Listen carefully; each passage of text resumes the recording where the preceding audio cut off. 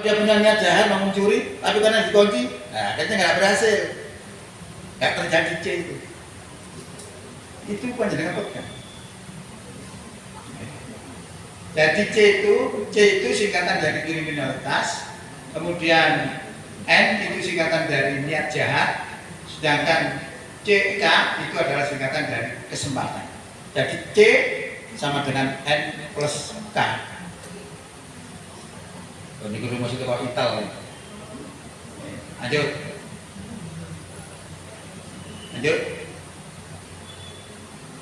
Itu artinya bahwa tindakan korupsi itu terjadi disebabkan karena ada kesempatan dan ada niat untuk korupsi.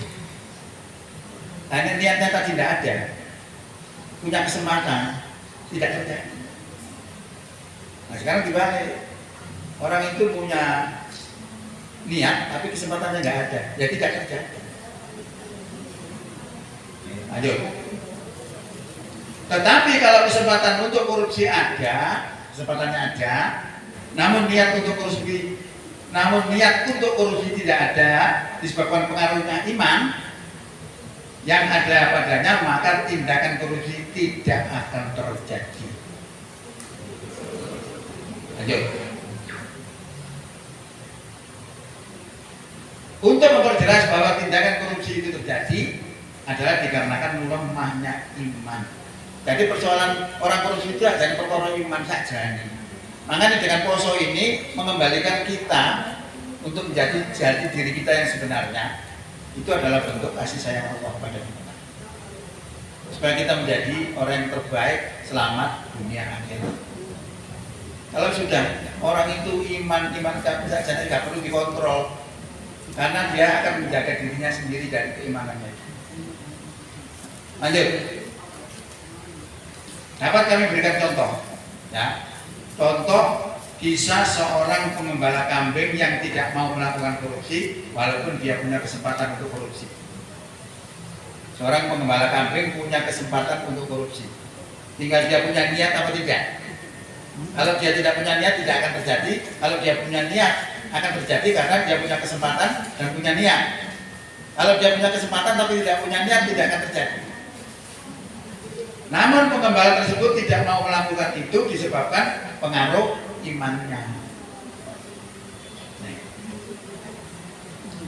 Dikisahkan dalam sebuah hadis Umar bin Khattab bertemu dengan seorang pengembala kambing yang sedang mengembalakan kambing banyak sekali dan dia buruk.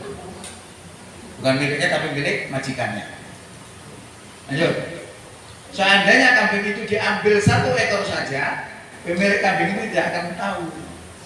Saking banyaknya.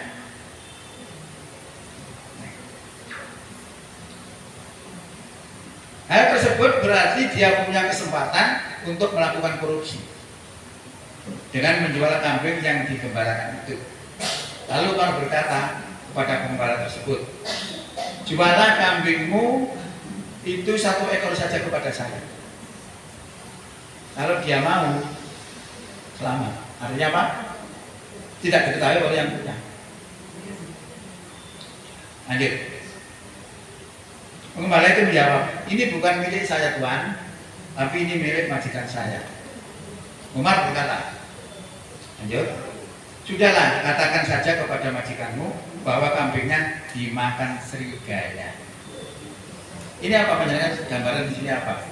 Pengembala tadi punya kesempatan untuk korupsi, untuk bohong kepada yang punya itu punya kesempatan, dan yang punya tidak akan tahu. Kalau dia bilang kambingnya dimakan serigala, tidak ada masalah, tidak perlu itu duit. Dia bisa melakukan itu. Ya. Tapi coba apa yang dilakukan? Lalu pengembala itu berkata lagi, fa'ainallah. Maksudnya, kalau saya jual kambing ini kepada Anda, lalu di mana Allah itu? Karena dia iman, dia ngerti kalau dia diawasi oleh Allah.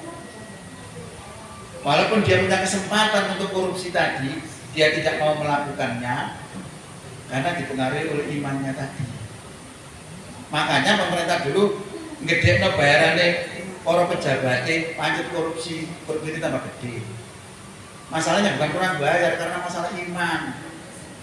Nah ini kalau korupsi ya pantas saya mau gak duit. Tapi dia justru tidak mau.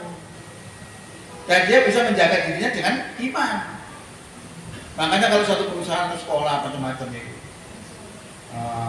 karena imannya gak podo, pakai alat namanya banjer itu, pakai alat namanya CCTV untuk ngecek. Sebenarnya kalau kita imannya hebat-hebat, nggak pakai itu karena kita sudah dijaga oleh iman kita sendiri. Seperti pengembala kambing itu tadi, punya kesempatan untuk korupsi tapi dia tidak melakukan. Itu kan hebat ini. Pelajaran dapat diambil apa? Apa yang dapat kita ambil pelajaran dari peristiwa tersebut adalah sebuah kisah yang dapat kita ambil pelajaran yang sangat berharga, yaitu kenapa pengembala itu tidak mau korupsi dengan menjual kambing itu padahal dia punya kesempatan untuk itu.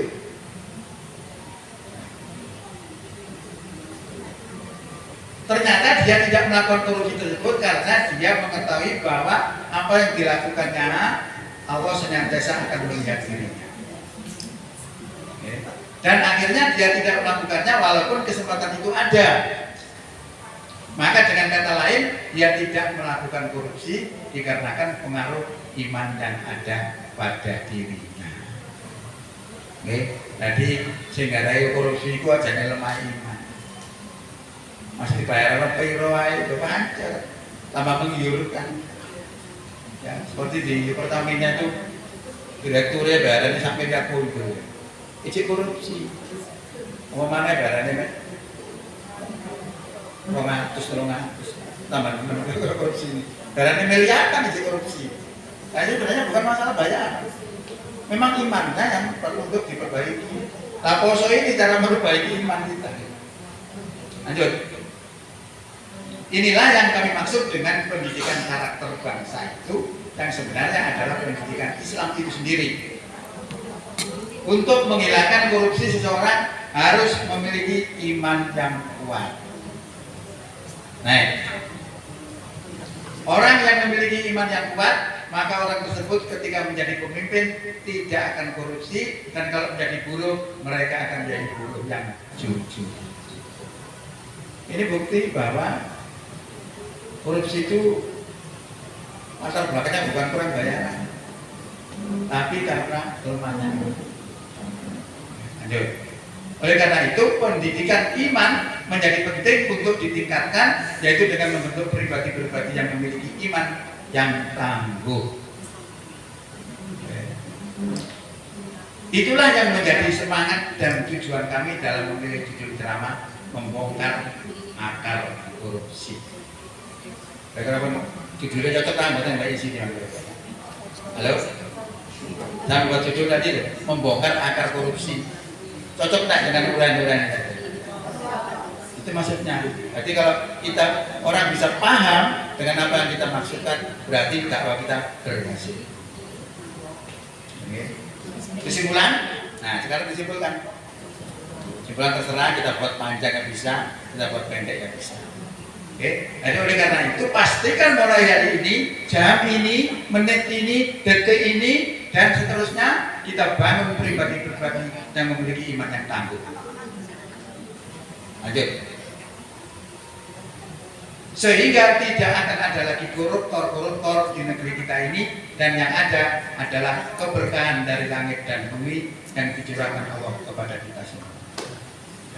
Karena Allah berfirman dalam Quran, walau anna ahlal qura amanu wattaqau la fatahna alaihim barakatim minas sama'i wal ardh walakin kadzabu fa aqadnahum bima kanu yaksibun. Sekiranya penduduk suatu negeri itu beriman dan bertakwa, pasti kami turunkan berkah dari langit dan bumi, tetapi karena mereka mendustakan lalu kami hukum mereka disebabkan apa yang mereka lakukan. Jadi keberadaan orang beriman memancing barokah. Keberadaan orang mendustakan agama memancing bencana. Kalau kita lihat dalam Quran itu bencana-bencana itu terjadi karena apa? Karena manusianya dolim. Terjadi gempa di negeri Sodom itu karena dolim. LGBT-nya ada, diperingatkan oleh para nabi kali. Akhirnya diberi pelajaran oleh Allah, dikasih namanya gempa. Banyak semua cerita dalam Quran itu karena dolim. Jadi ini kalau suatu negeri itu banyak masalah, banyak bencana, itu sebenarnya hakikatnya banyak penduduk yang golek, terutama para pejabatnya. Nah, solusinya, akhirnya itu. Jadi masih ada enggak? Jadi mudah-mudahan apa yang kami sampaikan ini dapat dijadikan renungan dan dapat memberi semangat untuk membentuk pribadi-pribadi yang mukmin sejati. Oke. Tadi dengan saya berjudul tadi membongkar akar korupsi dengan penjelasan-penjelasan ini insya Allah pas. Jadi dengan pas itu panjenengan tahu maksudnya. Oh, iya wes ngerti. Berarti dia mau nggak? Untuk memberantas korupsi itu masalahnya bukan karena kurang bayaran, tetapi karena masalah lemahnya. Maka dengan memperkuat iman menjadi penting. Oke. Saya kira itu contoh. Nanti panjenengan bisa tanya jawab. Nanti sudah saya buatkan makalah itu sekitar 9 lembar. Ya kan ada juga ada contoh lagi misalnya terkait dengan dunia lupa. Saya buatkan contoh satu lagi di dalam situ nanti banyak pelajari bagaimana membuat pengantar, bagaimana membuat isi, bagaimana membuat kesimpulan gampang. Nanti kesimpulan ya. Nah, terserah kita buat panjang, pendek, terserah. Tergantung durasi kita. Jadi durasi waktu yang diberikan berapa. Kita harus ngerti. Kalau saya itu biasanya sudah sering ikut baju mata yang itu durasi sak ini sudah hafal. Nah aku secara masak jam sak ini kita tahu. Saking jelek, karena saya sudah selama ini lumayan 30 tahun. Sudah dengar. Pun saya kira itu yang bisa disampaikan terkait dengan pelatihan Nurul ini. Untuk yang kurang jelas bisa ditanyakan. Kita tanyakan saja. Monggo kita akhiri dulu. Assalamualaikum warahmatullahi wabarakatuh.